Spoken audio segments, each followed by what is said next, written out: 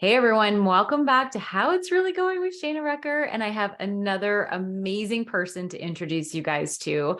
Lori, oh my gosh, I want to cry just talking about you, has been one of my clients since like way back in the day when I first started doing business coaching. We met through a common person and we just like connected like from day one. And I love Lori and what she's about. She's a social media expert. So I'm gonna let her share her story. But she is a guru, a social media guru. She's a social media guru, and she has created success for a lot of very well-known online people.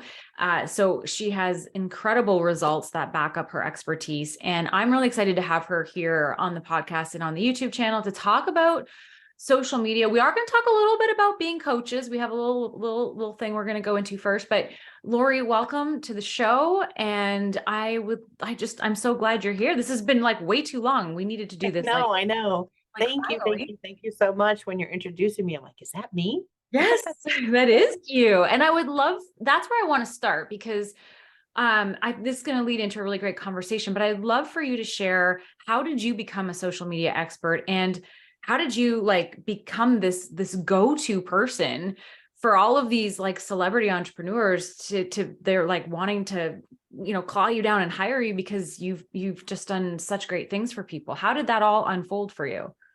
Well, it's kind of a funny story actually, because it all started with eBay. Oh, I had eBay. I had an eBay store that did very well, and somebody tapped me on the shoulder and said, "Would you like to help train new eBayers?" Mm, And this person left eBay and said, "Hey, I'm starting a social media management firm and I want you to come and work for me." And I said, "Well, I don't know anything about that." And this was, oh my gosh, like 12 years ago. mhm. Okay. So it was at the very beginning. Nobody really, it was so basic. And she said, "Well, you do know how to do it. You just don't know you do." Yeah. So my first experience was, I made a spreadsheet. I was promoting shopping centers in the San Diego area, Old California Restaurant Row. I would make sure all the tenants got their posts per month and their engagement and everything. And then she went to work for John Assaraf Mm. and said, "Well, I want to bring you along." And so I didn't even know who he was. I had to Google him. So I was like, okay. Yeah. So I was working with them for 2 weeks and they decided to keep me and let her go. And so I went from being her intern to being like the full-time social media person. And that's really where I got to sink my teeth into it. And they would let me take Mari Smith's course that he signed up for, Amy Porterfield, like all the people who were the Yeah. first people to come out at the time. And I had a social media manager, like the marketing manager, Mhm. kind enough and patient enough to teach me all the things that I didn't know. Yeah.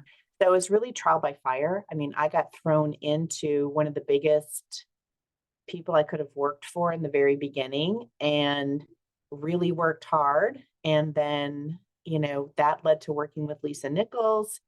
And I worked for her for almost 4 years. And I really don't know how it happened. Now, I was just in the right place at the right time. And all I can say is that my entire life, I've always been a problem solver. Mm. I like to figure things out. Mhm. And if one way doesn't work, I'll try another way and another way. I used to call it like find the workaround. Mhm. Mhm. So, I mean, I'm that kind of person that will look up on YouTube, how do you change the direction of the door on your dryer? Yeah. I will take apart my whole dryer Yeah. and switch the door and like, ta-da, I figured Well, it we've out. talked about having ADHD, and that's one of the traits of being, ADHD is we get hyper focused on wanting to, figure out these things, and it's like we can't stop until we get it. So Yes. And totally so get with social media, it kind of brought together all my skill sets into one thing. that. Yeah. And I used to say to people, who would think I found my dream job at age 55? Mm. That's when I was right in the middle of working for Lisa. I'm going to be 61 in a few weeks. Yeah. And so not very many people my age do what I do. Yeah. And I think younger people who, technology is something they grow up with. It's understanding how it works just seems to be in their DNA. They pick it up, they know what to do. Well, I they're literally born with it. Like I mean, my youngest is 12 and he has an iPad and an iPhone, and he literally grew up with it, where right, we didn't, we had to learn it at an older age.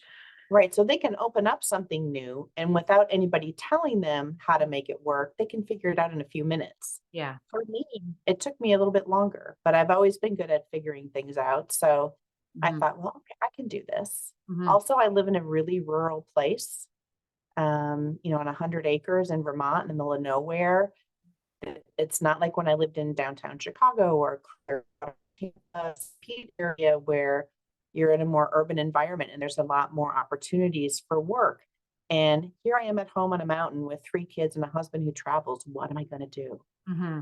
Thank you, internet, you know, because I Which could do which I things. know your internet is we just had a little glitch there, so I know your internet sometimes kind of moves. Oh yeah. So, So, yeah, it's Starlink. So not to but you're plug it, but you're good sometimes now. I'll close all my other windows to make sure there's nothing open. But yeah, it's, I've been able to make it work. I've Yeah. been able to make it work all this time. And I'm really grateful that I did find something that I could do from home or from anywhere with kids, with a husband who travels in the middle of nowhere. I used to work in advertising. My first job in Chicago was working on the McDonald's, like, the Golden Arches Mm-hmm. broadcast, all their print and radio and television advertising. So I Hmm. do have a little bit of an advertising marketing background. I worked for real estate firms, I worked for an attorney, I worked in banking. It's kind of like, every job I had helped me with the next one. And 100%. when I finally, got through eBay, which was like mini entrepreneurship, Yeah. I was really ready for something more challenging. And I just sort of found myself here. Yeah. And so to clarify for everyone, like Lori is a social media at the time. You're not so much now, I would say, but at that time you were managing their social media, like basically doing their social media for them, the Oh, create yeah. And, of the yes, when I worked for Lisa, I was a Lisa one-person social. Nichols, just so Lisa people know who Nichols. Lisa Yep. is. Lisa Nichols, motivating the masses. Yeah. People would come up to me at her events. She has these amazing big events and say, "Oh, you're the person who runs the agency that does all of her social media." I'm like, "Yes, I'm an agency of one. Yeah. It's me." I wrote the Do it copy, all. I did the graphics, I did the posting schedule. And when I started with her, she had really only actively Facebook and Twitter. And by the time I left, it was Facebook and Twitter and Instagram and YouTube and Pinterest and LinkedIn and, all the things. Mhm. And I started doing video editing and behind the scenes, event stuff. And it was another really great learning experience. Yeah. Uh, but when you grow somebody by 1 million followers and 1,054% in 5 months, and you're only one human being, it's really hard to maintain that over time. Yeah. Yeah. Yeah. And now she has an agency, which is great. Yeah. She was ready. I mean, Yeah. somebody handed the baton to me. I Hmm. ran with it as far as I could, and Hmm. then I was ready to hand it off to someone else to take it, on the final stretch. Hmm. And that's when we met, because you were kind of just getting out of the Lisa stuff, kind of going like, I have this knowledge. What do I do? And that's kind of where we Right, started. and I have to say that when we met, I don't think I understood my skill set No. or, you know, really the magnitude of what I had done, because when you're, working in a silo and you're at home and you don't have a team to really bounce things off of and you're doing everything by yourself, you don't really understand what your skill set is. Yeah. And so it was a revelation for me to come into your group coaching program, and all the other women were just like I could see their mouths drop. Hmm. And I thought, and with your encouragement and their encouragement, like, no, you really do, Hmm. was because I would say, oh, that was just luck. You Yeah. know, I was Or just lucky that, I grew that social media for John. Oh, I was just lucky that I did it. I did it for a jeweler in between John and Lisa, a big, yeah. corporate jewelry company. And then I think I was just lucky, you know, so all that stuff doesn't happen if you're just lucky, but No. that that was the beginning of my transformation, was being in that group with you and having your support and feedback and having the support and feedback of the other women in the group was invaluable to me because you guys had no idea who I was. They No. didn't even know, they had no idea who the people were that I worked for, Mhm. which was so great for me because I hadn't had that kind of exposure to like-minded other Yeah. female entrepreneurs who may be on the same journey or may be suffering from imposter syndrome in a different way. But yeah, and I can't thank you enough Mm. for holding my hand through all the ups and downs of, well, maybe I should do this. No, I don't want to do that. Well, Yeah. maybe I should do this. No, I don't want to do that. And it's really the journey. And I feel so empowered now from working with you and through the friendship that's developed. And I just appreciate you so much for that. Oh, well, I love watching you like literally take ownership of your amazingness and like get out there and really just help people. And what I love about what you do is that you have such a strong understanding of social media and social media marketing, but you also have a way of explaining it that helps people who aren't necessarily tech savvy to Yeah. understand how to use it in a way that's going to work for them. Because and before we get into the social media tips and stuff like that, because you guys, we are going to get into that and Lori's going to definitely blow your mind. But I do want to talk about this one aspect because you and I had a conversation about this, about Mhm. being self-taught, because that was one of the things like, I had mentioned in one of my podcasts about, when you're starting an online coaching, that you should really use your skill sets, your formal trend, like and what I was referring to is there are people who will read a book on something and then turn into a coach of that, Right. because of that one book or whatever. And so my point is like, you should have some sort of formal training before you can Right. put yourself out there as a coach. And you brought up the point of, well, you weren't formally trained in social media, right? You were self-taught and you were like, so does that mean I can't be a coach in social media? And I was like, absolutely you can be, because you've got the 10,000 hours. Like you've Oh been yeah, for sure. self-taught and then not only taught yourself, but then you put in the time and have the experience and have the social proof and the actual, not even social proof, but the actual results from people you've worked with that show that you know what you're talking about. Yeah, and I think one of the keys to that for me was that Lisa Nichols trusted me to just do what I do. She said, be a CEO in your own lane. Mhm. I don't know how to do what you do, but I trust you to do it. Yeah. And the fact that working with somebody like that who just trusts me to do what my gut tells me is the right thing to do was really a revelation to me. And she's also the one who plucked me out of what I was doing and said, you know what?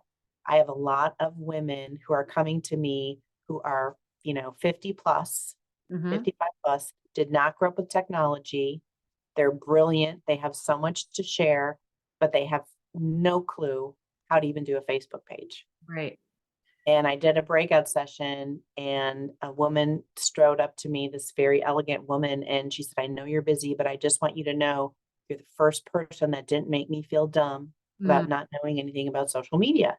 And it Mhm. was like, like the heavens opened. It was like, oh, Yeah. and I knew because I love to teach and I had taught before in actually in a art supply industry. Mhm. So I knew that was something that I would love to do, that I could help people. And I would say, you have the wisdom. I can teach you the technology in a Yeah. way that you understand it. And I think because, the women that I work with were, the same generation, that the way I teach it is the way I learned it, which would be the way they would learn it. Yeah. So I have a lot more patience than, when I ask my 20-year-old, how do you do this? And he just does it and hands me the phone back. Yeah. You know, I don't know what you did, Yeah. right? Yeah. And But then they don't even they can't even explain it because they're just like, I don't know. I just like do. And then you're like, wait, what? yes, yes. So that was really that Mhm. was the little seed that was planted right then. Yeah. She ended up being a client and a friend of mine many years later. And, come to find out, she's the daughter of Reverend Billy Kyles, who was on the balcony with Martin Luther King when he was assassinated.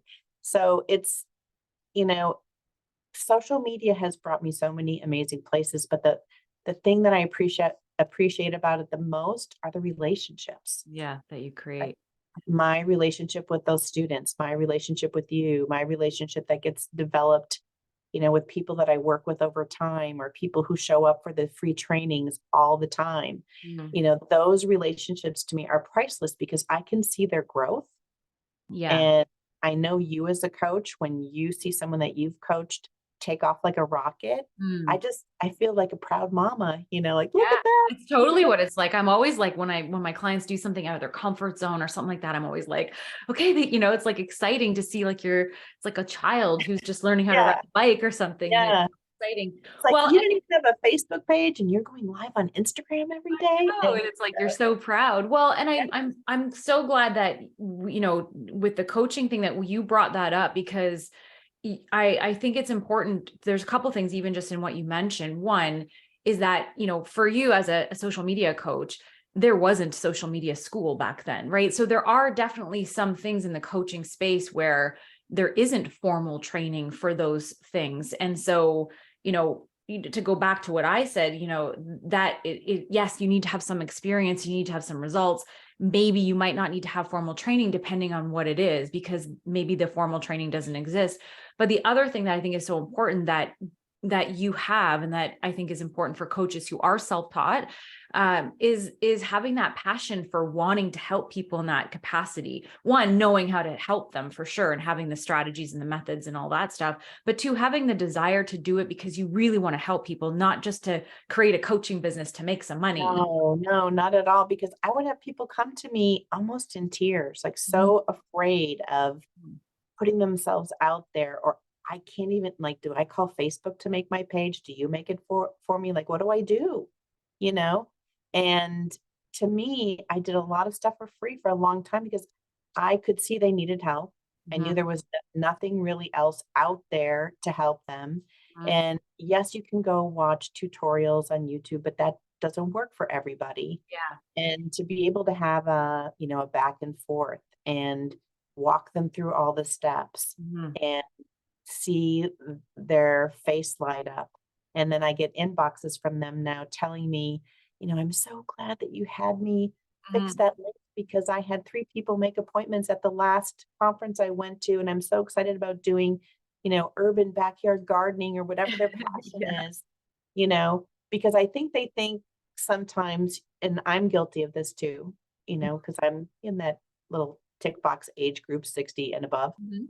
You think that, who wants to hear what I have to say? Mhm.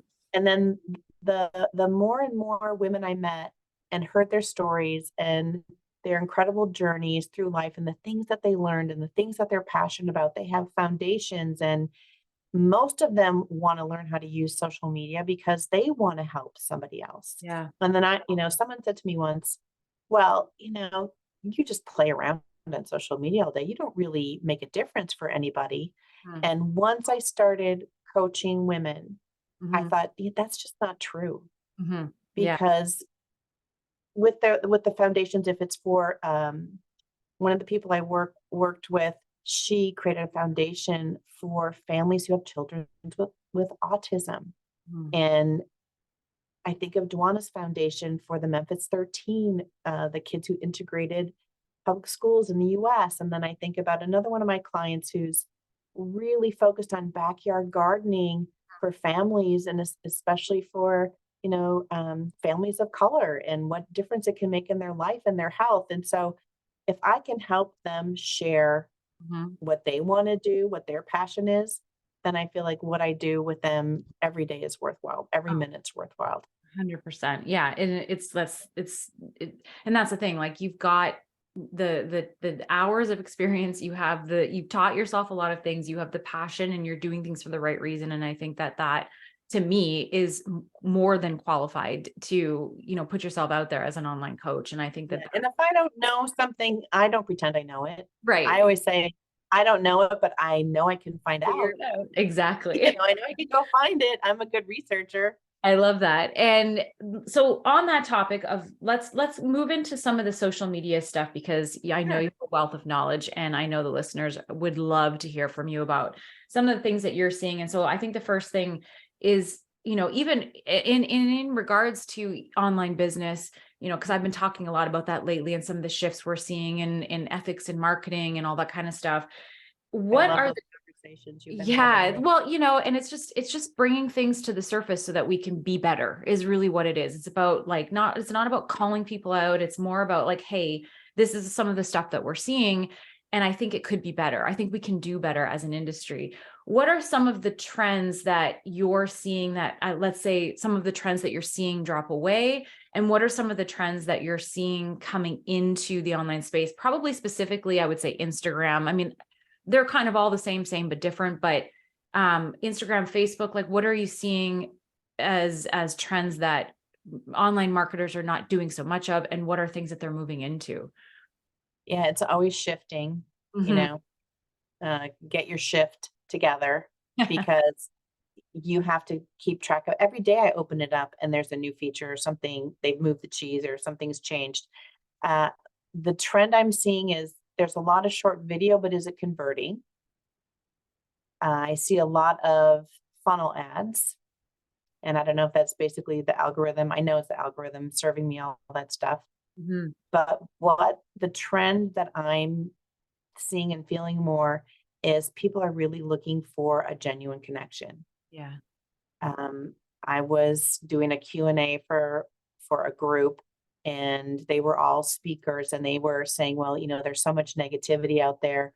I I don't even want to be there anymore. Mm. And I said, well, if you do that, you're missing out on all the people who are scrolling, looking for the light and looking for the good and Mm. looking for the value and looking for the connection. And I know there's so many people right now in my inbox freaking out about AI Mhm. and chat GPT and the Mhm. generated images, which a lot of it is, really stolen from artists, the Mhm. visual stuff. Mhm. And, they're pulling stuff from the internet for the tech stuff. And yes, it can make your job easier. But for me, I feel like your output from that is determined by the quality of your input. Yeah. So if you don't put your voice in, if you don't put your bio in, if you don't put a transcript of you speaking in and tweak it and spend 20 minutes working on, making sure it has your heart voice coming out of whatever you use it for, Mhm. then it's not going to be valuable. Mhm. And so I think a lot of people think it's going to be making their lives so much easier. I can just, put this in chat GPT and, Yeah. I can get 10 posts in 2 minutes. And, but what's the quality of the post? Does it sound like you? Yeah. Did you put enough information in for it to really be valuable? And in a way, I think it just turns the burner up a little more. Mhm. I think people are feeling the pressure to up their game. Yeah. And while I know LinkedIn is integrating it into if you write a job ad now, it's using AI to help you with the languaging on Canva Create today. A lot of their launching stuff was about using AI for not only the magic right, but to generate images. Mhm. Um, the trend is AI right now.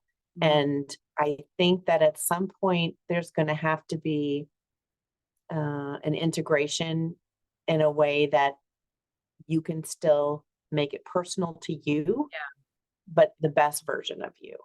Well, and And yeah. And sorry, on that I point, always, yeah, go ahead. I'm an analog girl in a digital world. Like I have LPs. I love paper. I'm very Yes. tactile. And so, while I appreciate the things that it can help streamline for us, especially summaries, like for example, you could put in the transcript from our conversation and Yes. ask it to do a summary Yep. and love it for that, Mhm. right? Because to sit down and do a summary could take us all day or it just would never happen. Yeah. So I think it's not news to anybody that that's the big trend right now. But I'm also seeing a trend towards people really hungry for long form content. The 3-second, valued short video, how can you connect with somebody in 3 seconds? Mm-mm. Not everybody can do it. And I think that after a while, it just becomes numbing. And Yeah. then people start to look for long form content. So if you have somewhere to send them after your short form content, for example, to your YouTube channel Yep. or a blog post or someplace where they can really sink their teeth in and, find out the rest of what they want to know about what you said, I think that's the trend Yeah. that I see growing. Yeah. And I think to add to that, it's so the trends I think that I also see in the online marketing space is this trend towards more authenticity, real, more like, consumers are getting smarter. They're not falling for the fake FOMO or all the stuff like, and so there's this authenticity, realness piece that's coming into the marketplace. But then you've got this AI piece, which feels very inauthentic because it's automated, right? So I love how that you said that it's a useful tool when we use it from our own sort of, it's like what we feed it. So feeding it authentic, meat and potatoes to help it create something that's still us and not fully auto generated. Like I think that's really important from an ethical even standpoint of using it for your business. Really Right. make sure it's got everything about you and the details of what you want to say. And I think Well, and that's that's why prompt engineering is going to become, the next mhm. trend occupation. I've already seen, actually, John Assaraf put up a help wanted ad on LinkedIn. He wanted a chat GPT copy editor. So Mm. he wanted someone to edit whatever came out of there. So Yes. uh, the other thing is I noticed that the chat, I don't know about the other, there's, so many other Mhm. different programs that do this now, but I've noticed that through the versions of ChatGPT, it was 3, then it was 3.5, then it was Yes. 4.0, that sometimes it will say, now it's sort of backing off a little bit and saying, well, Mm. I can't tell you exactly how that would work, but this is how it might work. Mhm. And the legal ramifications of copyright infringement and Yeah. making sure that information is accurate and understanding how to craft a prompt are going to become, skills that we need to learn because I don't think this is going anywhere. You mean it's not, it's going places, but it's not leaving us It's basically. not it's not Yeah. leaving us We're anytime soon. we're we're going to have this in the future. And I think you bring up a really good point because people are going to start using this, taking what it's giving back as if it's right and not questioning it. And that could get people in some trouble. And I think that it's important, which makes it even more important to, the way I've been using it is like, here's a post that I wrote in my own words, like in my Yeah. notes in my phone. And then I'll put it into Chat GPT and I'll say, can you take this and make it sound fun and an informal, because I am an informal speaker. I'm not somebody who uses, I want it to be grammatically correct and spelling correct, but I still want it to be fun. Use emojis, this is the kind of direction I'm looking for. And this is who I want it to speak to. And it'll take what I've written and make it even better. And sometimes I actually even take out some of the things they put and I type in my own like isms because I don't want to lose that. But I think like, Right. it's like still using it in a way that's ethical and checking it and making sure that what it's saying is actually right, because it Yes. could be And wrong. that's important. That's important because I don't care what anyone says, we're always going to be smarter. And the one thing that it can't do yet, Mhm. I don't know if it will, but I'm sure they'll be working on it, is it can't read the room. Yeah, It it can't take the temperature of your audience. no. It can't feel the vibe of what's happening. Mhm. And that's something that we still have. And I think it's so important to incorporate that Mhm. into what you're putting out there and how you're serving people is you have to read the room. You have to know what they want. You have to know how, how do they want you to help them? Yeah. And I think you're really good at distilling down, trends and what people need and what's not happening out there, how they're not being served. And, can't read the room, can't read the Yeah. temperature. You can put in the temperature of that you want in your response, but it's still not reading the vibe. It's not pulling in information about what's happening in the world or that might affect your how you're presenting yourself to your audience. You know, And it's not sensitive to those kind of things. can you imagine it getting to the place where, and actually to me, this makes total sense that it would, you could put in your Instagram link to your bio, and then you could give it a content sort of prompt, and it would go to your Instagram, like do a quick scan of everything, scan your followers, scan everything, literally read the room from an AI perspective, and then come back and write the post based on what it scanned. Like, to me, that's not crazy. Like, that's something that absolutely Oh I'm no, sure. I'm sure that's in the work, because I actually, when I travel, I always pick up Harvard Business Review, and I had the magazine on my desk. So I had flown down to Florida, I don't know, the spring of 2021, just when everything was opening back up after COVID. And I always pick up the Harvard Business Review in the airport thing Mhm. to read on the plane. And I happened to be going through my things to sort of, declutter and whatever. And in June of 2021, they were already talking about ChatGPT, about all the things it could do and where it was going and who was working on it and what was going to happen. And I think the pandemic, as a lot of experts have said and we've observed, has just exponentially rocketed the growth in everything. Just Mhm. the features on all of the different platforms and the technology, and the reason people are skeptical about the sales and the old template for sales Mhm. online is because they got to spend time at home actually consuming all of this stuff and being like, hey, I've seen that before. Hey, that person that's the same sales pitch that I got over here from this other person. And they start to remember the formula Mhm. for how people are sold stuff on social media. So yes, they did get smarter. They spent more time. They're more skeptical. They've been burned. Yeah. They bought Consumers. programs that Yep. didn't deliver. Yep.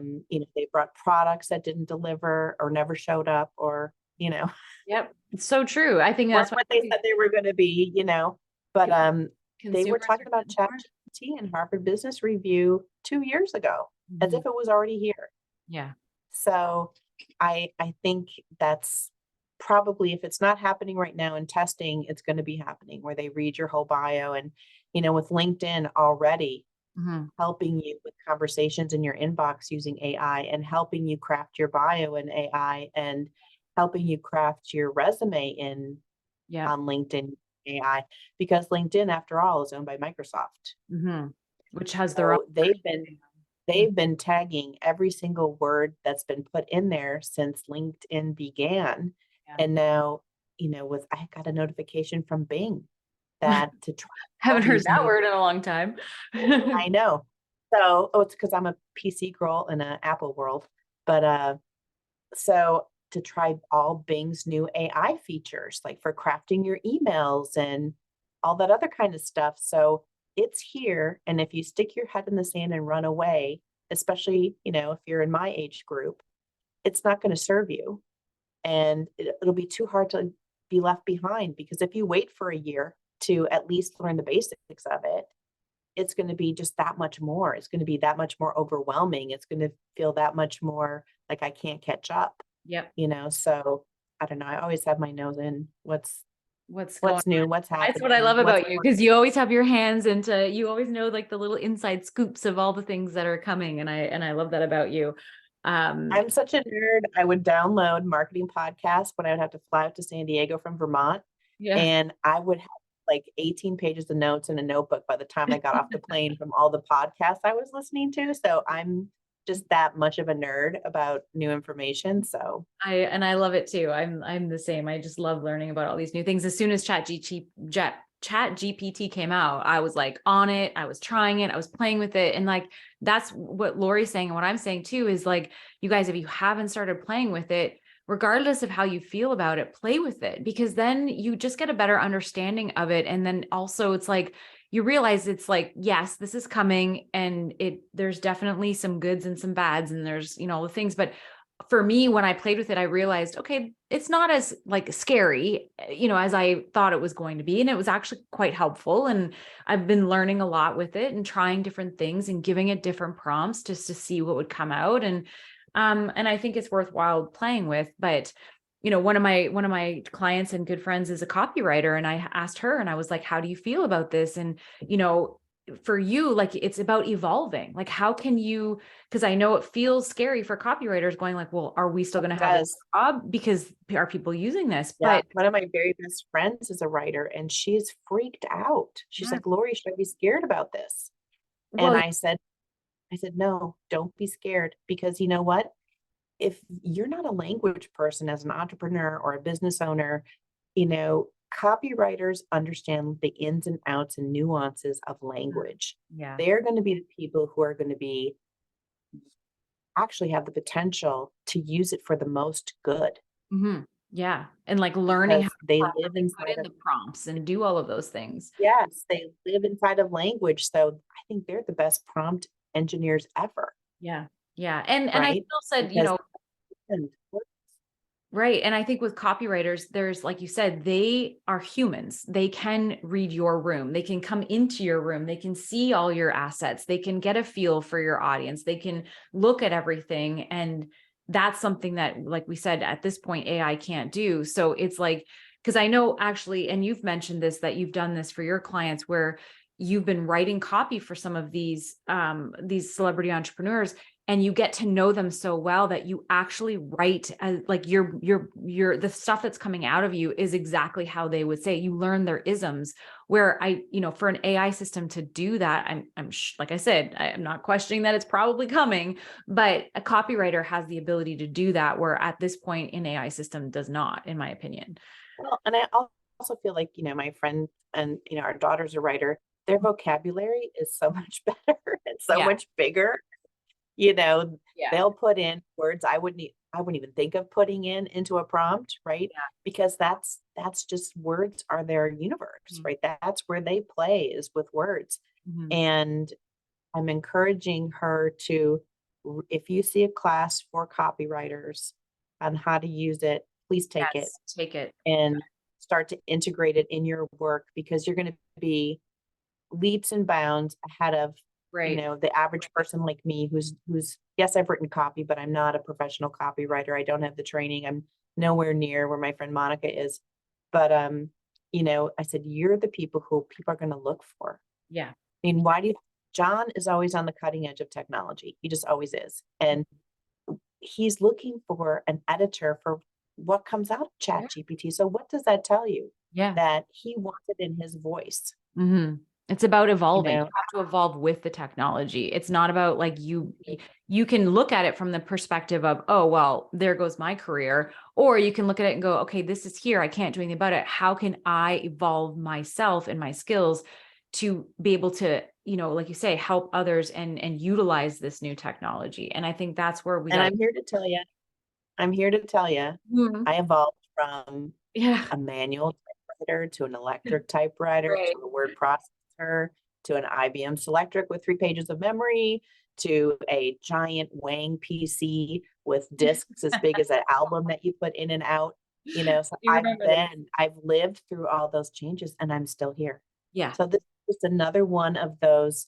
It's not like a fork in the road. It's like, okay, we're just going to make a turn this Yeah. direction, Yeah. and then Yeah. we're going to make a turn back this direction. And it's all the technology changes that I've lived through. When I tell my kids that, we didn't have Google or the internet and Mhm. cell phones and encyclopedias, and they look at me like I'm, a Martian or something. We had the yellow So pages and a home phone with a landline and a cord that was like 8 feet long, so you could walk around the house I with still it. have one of those under my desk.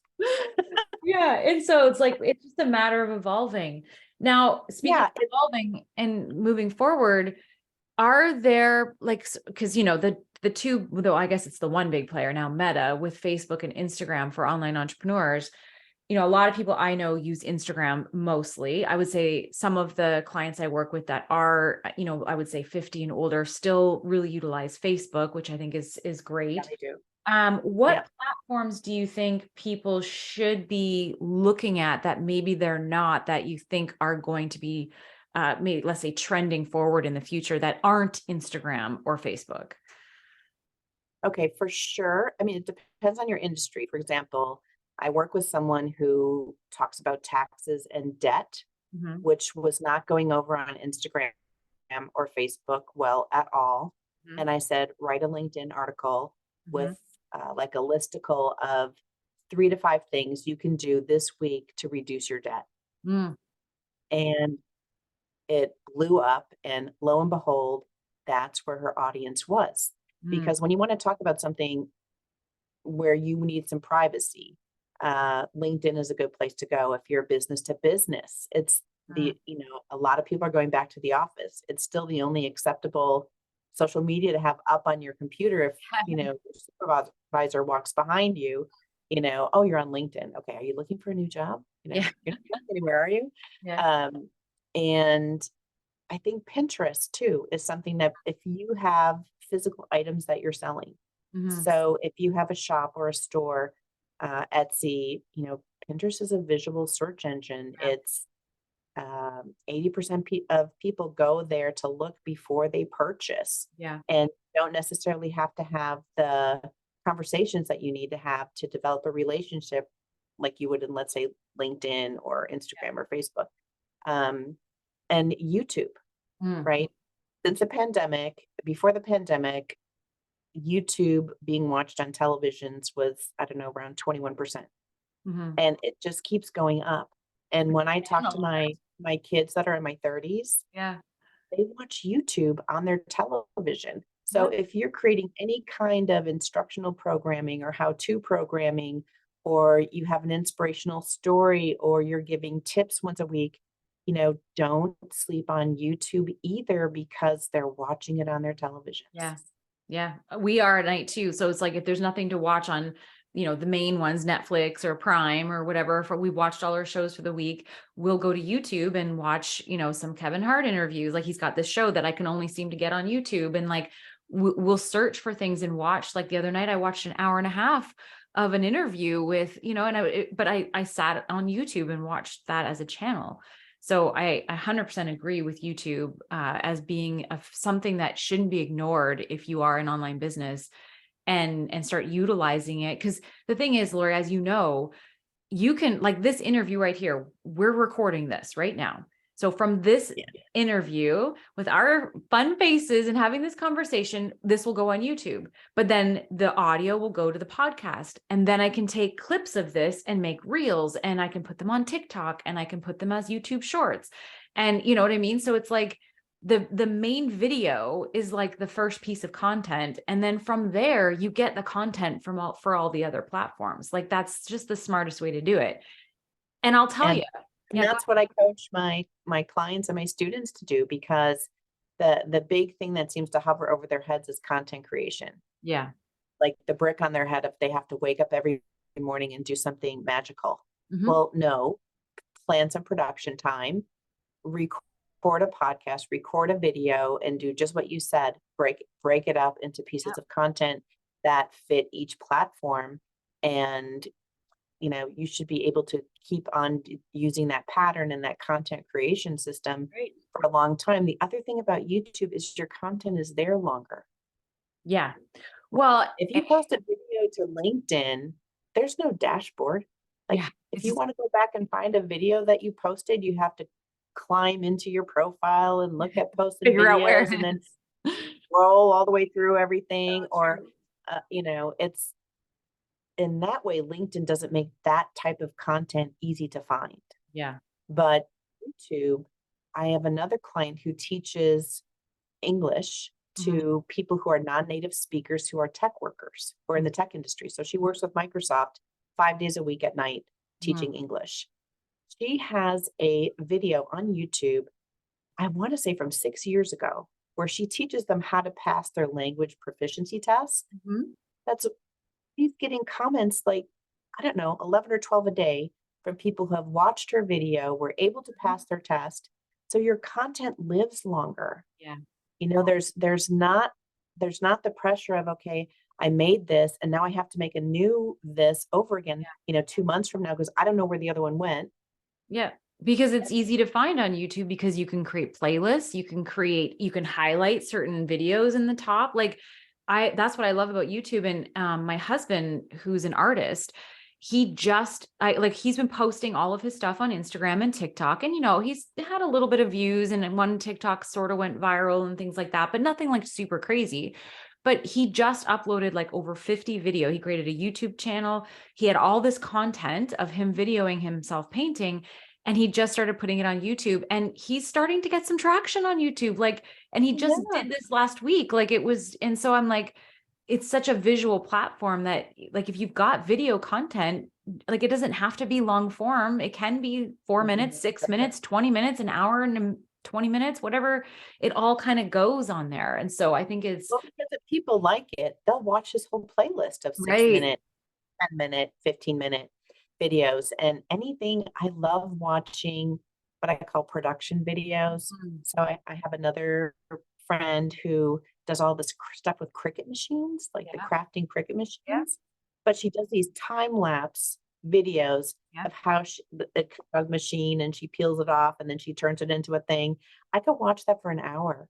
I mean, it's like, so I can Therapeutic. understand why people are watching Jason paint, because I would be like, oh my gosh, if he's doing a production video of him painting, and people who are interested in art and people who like to watch process videos, I mean, that's It's a what great a great spot for that. meet for And him on and YouTube. on that point is, if you are an online entrepreneur, don't forget to film shit. Like, film yourself doing Right. stuff. There's content everywhere. If you really like, I could be recording this here on Zoom and have my phone set up, which I don't, but I should, and be recording it like in fast motion on my phone of me doing this, and then that can create a reel, the background of like, you know what I mean? Like, there's so much opportunity to create fun stuff, and then one That's why video. I love it, because it's creative, Yeah. right? I love what I do because it's creative. I love playing in Canva because it's creative. I love Yes. working with clients, trying to come up with new ideas to help them, Mhm. strategize how to get their message out there. That's all creativity, So, you well, know? So and you bring up Canva, and I was going to say, for those of you guys who are listening to this going, yeah, that's great, but how do I edit all of these things down? Canva has a lot of great new video editing things. Cause I used to use iMovie I still use iMovie to edit like the sound of my podcast and stuff, because you can get right into the like tiny little spaces in the sound and edit out the things. Canva, I find, is still a little bit too hard to kind of get really into it. But what I did find in Canva is that, in YouTube, when you're watching a video and like the little subscribe thing comes up and the little bell and the sound, and then you can have a little graphic pop up over here. That used to be like, how do people do that to me for like the longest time? Like, how do they do it? And I found this video, and it was this really long process. Well, now you can just do it in Canva, and it takes literally 2 minutes to do it. And like, so it's so easy using tools like Canva to start creating all kinds of video content to put out, whether it's YouTube or Reels or whatever it is. So, and I know Canva, yeah, you had said, is like the one tool that everybody should have. well, so when I'm working with, newbies are my favorite. I love people who are freaked out, don't know what they're doing, because I can sort of like talk them down and walk Yeah. them through and then see them take off like a rocket. They always want to know, they get talked into buying Infusionsoft and all these expensive programs that they're not ready for yet. Mhm. And, what I always tell them, if you were going to pay for one program Mhm. when you're starting out, it would be Canva. 100%. I agree with you.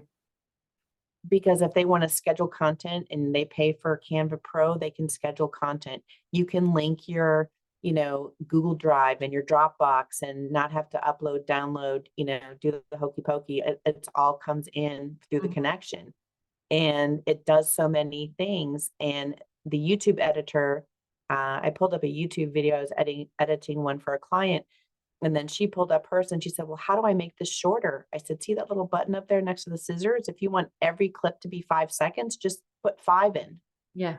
and it was like, voila, it went into 5 seconds. So, the technology is advancing so fast, but it's making things a lot easier. I can't imagine like going into Clipchamp or some other video Oh, editing software and trying to do all the things that I can do so quickly in Canva. yeah. And Canva. yes, I have a new appreciation for video editors, because it takes a long time to do something really good. And, sometimes you need to hire a video editor to really make something. If you, Yeah. let's say you have a scissor, you're going to speak at a Yeah. conference and you want a professional scissor reel. Don't do it in Canva. Go hire someone to do it Yeah. for you. Your day-to-day marketing and the videos that you're producing for your channel, and just even the thumbnails. Yeah. I've noticed thumbnails on YouTube from creators have gotten so much easier to read and so much better and Because so Canva's much got fun. amazing templates right there for you to use. And it's like, Right. right, done So for you. use them, right? And the Uh-huh. other thing is, if people can't pay for Canva, I always say use the free version first. You're going to upload your own images. If you can't, if there's something you want and you don't see it in the image bank, go outside and take a picture of it and Yeah. make it be yours. Yeah. Take your own photos and upload them. You don't need it. They're going to keep asking you to do it, but you don't need it. Yeah. Well, and as a graphic designer, that's my background, and I'm married to a graphic designer who's also an artist, but for a while there, Canva was kind of taboo for the graphic artists because they're like, no, you need to do this in InDesign and Illustrator and all these things. And I do agree. There are definitely some things, like if you want a professionally designed logo, you need to go to a proper person and a graphic designer and get a proper logo and branding done and all that stuff. But But there's a whole science, and you guys were trained in, yes, how certain visuals make people feel, how certain colors make yes, people respond for appropriately for their industry yes. and their personality, which, Canva's not going to tell you, but Unless you have a somebody good who's coach like me to help you use Canva in that way. Because I do teach my clients how to do their own branding in Canva, but again, you need to have the graphic design skills but to you have this understand next how to level use. skill, like when you were helping me with a logo for our Oh, rental. yeah, your It Airbnb. was it was like you waved your magic wand, but it was from all your experience and your training as a graphic designer that made it so juicy and good. So it's a tool that can absolutely help you, but if you don't Yes, know how to design, either take some classes, which I know Canva does have some design tutorials and things inside the program, or they find do. somebody that can show you how to do that stuff, because there is a nuance to it. Sure, they have templates and you can use their templates, and that's an amazing thing to have, because I even, as a graphic designer, I even use their templates, because like, why would I waste time starting a design from scratch when this one looks great and I can apply my colors and I'm ready to go.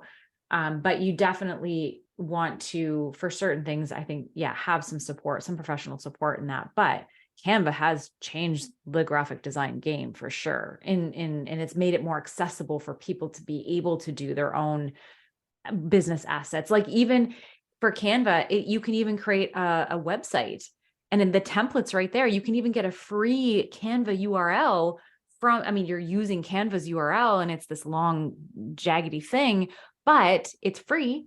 And you could have a web page if you really wanted one and you didn't have the budget to build it and get your own URL.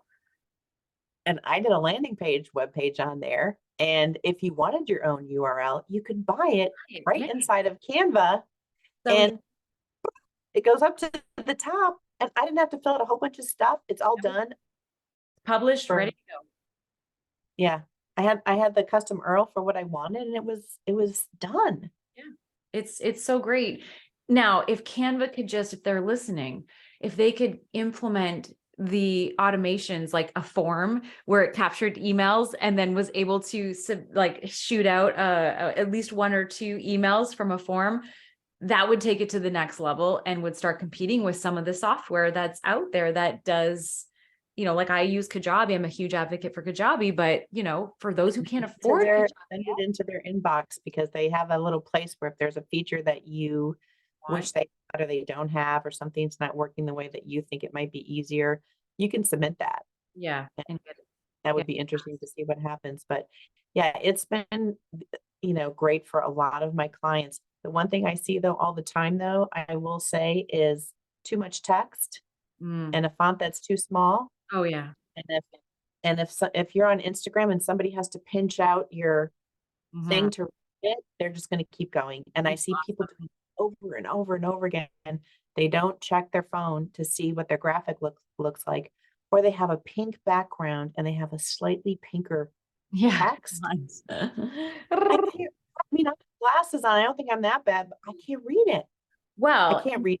It's so true. And this is one of the things that I do in my membership is I do graphic design reviews for my clients, because when you understand the little nuances that if you can, when you make a little shift, like putting a proper colored font on a background so that it's legible, like a confused eye will say no and scroll away. So these little design things, like making sure you have nice big margins and making sure that the text isn't jamming on top of each other, and that the colors, like those little shifts make all the difference in whether anyone will read what you're putting out there or not.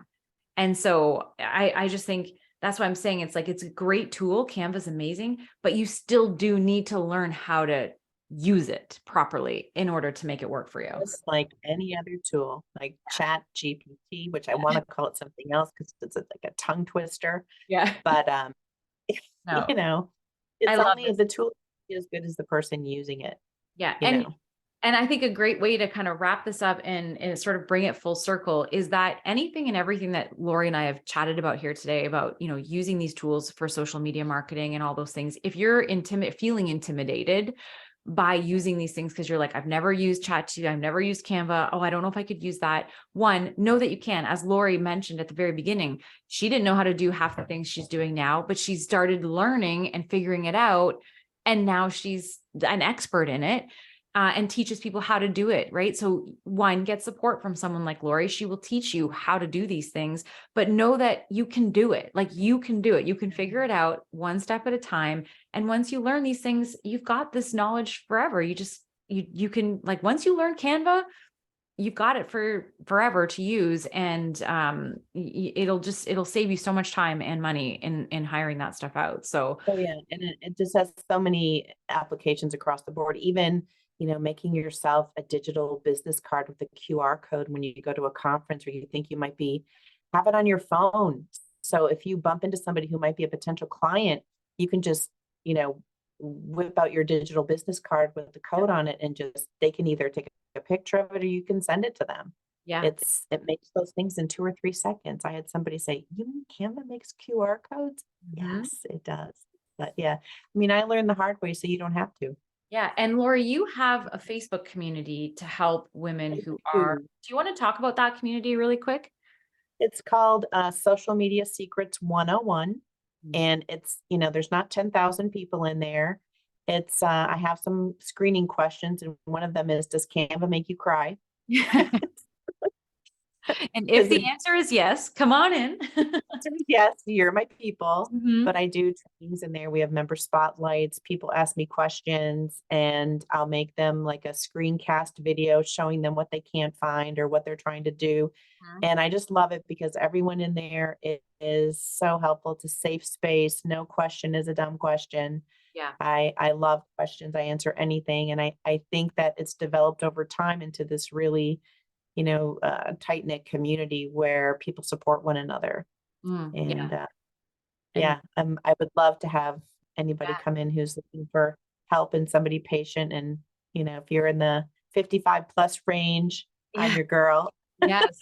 And then you work with people privately too, right? So you work with I them do. one-on-one to Yeah. help them figure out their social media and help them get set up and Yeah, because I have some learn. clients who have all the pieces, but they just don't understand how it all works together, or maybe they're doing too many things. And so it's very personalized and tailored to whatever their need is. So I have one person who really wants to get in LinkedIn. I have another one who's launching in YouTube. I have another one who's writing a book of poetry and wants to figure out how she can get her poetry out in the world. So it's not a one size fits all kind of thing, but I love working with people one on one. I know it's not what you're supposed to do in coaching and you're, No, I think, you you know what? I think it's whatever floats your boat, whatever you want. yeah. Like, And I try to keep it affordable. I know that people can't, the economy is challenging and things are changing in the world, and I make it affordable, and I just love to help people. well, and to be honest, your free group could easily be a paid membership because you give so much value inside that group. So if someone can't afford to hire you one-on-one, they absolutely need to be It's in a your. great community, and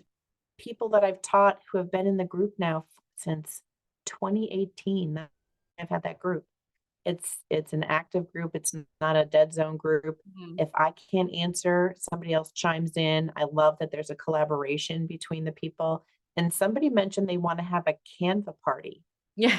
Like everybody gets on and shares their like show and tell, like what they're working on in Canva. It's, it's almost like, I used to teach card making with rubber stamps and Yeah. ink Mhm. before everything was digital. Mhm. And it's almost like a card party, but it's Canva party. They want to do show and tell and show everybody what they're working on and how did you do that? And then they teach each other. So it's really a very supportive, safe space to be if you're intimidated by social media and you just want to get unstuck from where you are. It's awesome. And we're patient, we're kind. Well, and that's your vibe, right? And that's what's made you so great is that you have been patient and be able to explain things in ways that people can understand and follow. So, and I think you're absolutely amazing. And I love our chats. And you guys, Our what chats I'll too. do is I'm going to put links to everything that we talked about. So I know, Laura, you probably have a Canva affiliate link. So we'll make sure that those links, like we'll put links to Canva, we'll put links to anything we've talked about Yeah, inside. the link, the group. Yeah, the link to the group. You're also on LinkedIn. That's where people can go and find you, besides the Facebook community.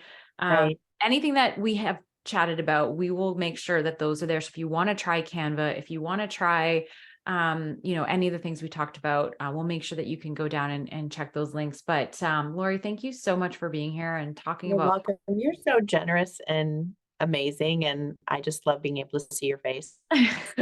Lori and I, well, today we're not wearing the same glasses, but usually we end up I having the same know. glasses and the same clothes and we look the same and we're like twinsies. But today we mixed it up today, which is good. I did You not. did. I intentionally put on my green glasses and my purple turtleneck because I've never seen you in purple, and I Nope. know you don't have green glasses. No, So but we're I all good. almost had my jean jacket on. So we were close to being denim twins, but Well, I feel like there's so much more we could talk about. So I hope that we can do a 2.0 some point down the road. absolutely. I'm really, really so proud to know you and that you're having these conversations about ethical marketing. It's so important. I think it's freeing people from feeling like they're in the prison of doing stuff that makes them feel icky Yeah. Well, and bring more joy every day. So I just want to applaud you for that because it's not an easy conversation to have, but it's so, so important. So thank you for having those conversations.